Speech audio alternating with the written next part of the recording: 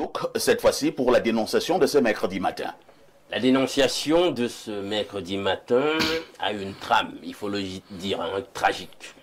Une trame non seulement tragique, mais aussi funéraire. Alors, l'incident s'est produit, j'imagine bien, là, quand je lis, au lycée de Mbansang. Voilà. C'est ça, Yaoundé, non?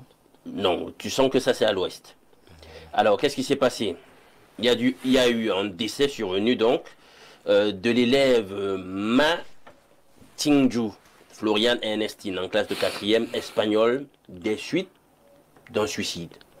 Et c'est cela que nous voulons dénoncer en ce matin.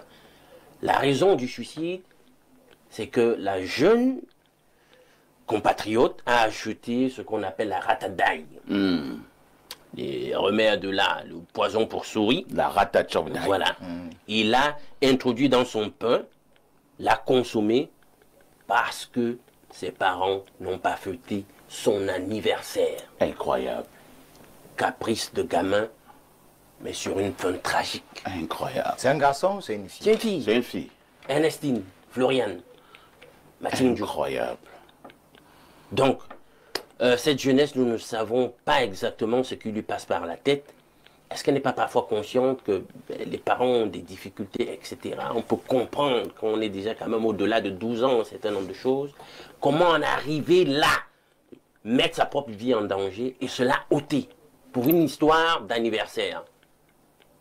C'est ma dénonciation de ce matin. Oh, quelle dénonciation. C'est triste, hein. C'est triste. Vous dites qu'elle était en classe... 4e espagnol. 4e espagnol.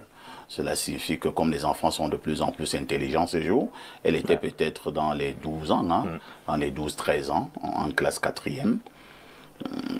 Elle s'est donné la mort. Elle a acheté le remède qui tue les souris, qu'on appelle vulgairement au Cameroun, à ratachobdaï. Elle l'a mis dans son pain et elle a mangé. Et elle est morte. Professeur, la fille se donne la mort parce que ses parents n'ont pas fêté son anniversaire. Comme vous êtes psychosociologue, vous êtes une fois de plus dans votre élément, votre regard. Merci, Monsieur Parfa ici. Déjà, nous allons présenter nos condoléances à la famille de ces jeunes petites filles, parce que nous imaginons la peine, la douleur et la colère et la souffrance que cette famille endure maintenant. Je vais d'abord situer le débat sur le plan contextuel.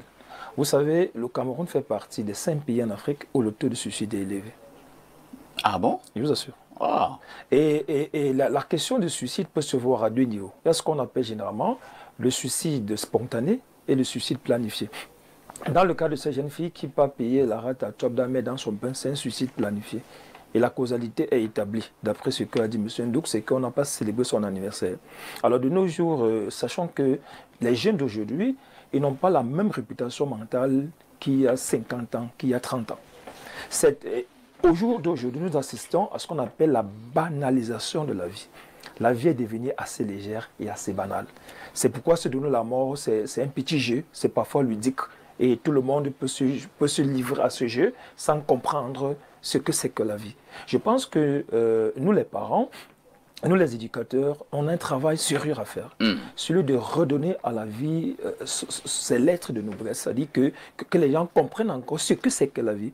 Parce qu'il faut le dire avec autorité, sauter soi-même sa vie est puni même par la Bible. Parce que nous autres qui sommes chrétiens, celui qui se donne la vie ne mérite pas qu'on lui fasse des messes funèbres. Ça montre que même le Créateur s'y est opposé. Alors nous devons restructurer ce débat déjà à l'adolescence. C'est une petite fille adolescente. Nous savons que l'adolescence, c'est la période pendant laquelle on a tellement des idées, on a tellement de rêves, on a tellement de pression, on a tellement d'ambition, on a tellement d'opportunités et de facilités. Et parfois, pour le cas de cette jeune fille, elle a peut-être pris son anniversaire comme un moment important pour elle. Mais elle n'a pas compris le contexte dans lequel nous vivons, parce que les questions d'anniversaire, on a été surpris par ces questions. Tout à fait. Ce n'est que ces 10, ces 20 dernières années que cette affaire a pris de l'ampleur. Il faut tellement fêter. Il faut vraiment fêter. Et aussi réaliser ces sensations, réaliser ces émotions, réaliser ses envies, réaliser ses désirs. Alors à l'adolescence, entre 12 et 14 ans, surtout chez la jeune fille, avec tout ce qui se passe au niveau hormonal, ça peut donc amener la petite fille à ne pas comprendre l'impact des actes qu'elle pose. Parce qu'à un moment donné, si c'était qu'elle s'était laissée tomber sur, du haut d'un immeuble, on pouvait dire que non, elle est inconsciente. Mais elle a mangé, elle a pris le pain, elle a chargé. Ça veut dire qu'elle savait effectivement qu'elle allait mourir.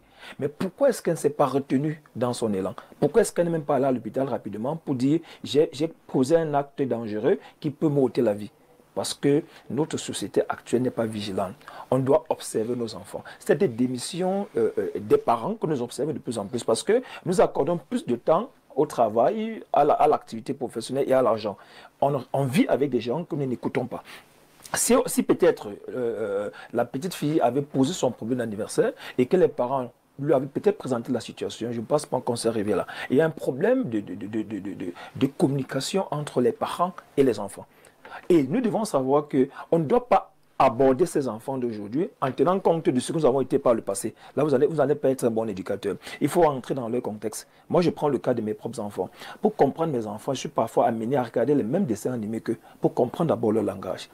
Pour comprendre les enfants, je suis parfois amené à regarder les mêmes émissions qu'eux, pour savoir, parce qu'ils ne se projettent plus seulement dans le contexte camerounais. Ils voient ce qui se passe en Europe, ce qui se passe dans la télévision, ils voient comment ça s'organise. Encore, vous dites une fille qui fait une classe de 4e. On sait ce que c'est que la classe de 4e. C'est la classe qui est une classe un peu recompon, parce qu'à partir de là, on a toujours des enfants, on a des gamins qui qui entrent dans l'adolescence et après deviendront purement adolescents. Bon, c'est une classe qui est systématique où les pressions amicales, les pressions entre amis deviennent des prescriptions. Je reprends. Les pressions entre amis deviennent pour certains des prescriptions. C'est-à-dire que le simple fait pour elle d'avoir annoncé qu'elle va faire que c'est son anniversaire, parce que c'est un jour qui est devenu très spécial aujourd'hui. Mais avant, c'était pas aussi, ça ne portait pas une certaine autorité, pas juvénile, festive comme aujourd'hui.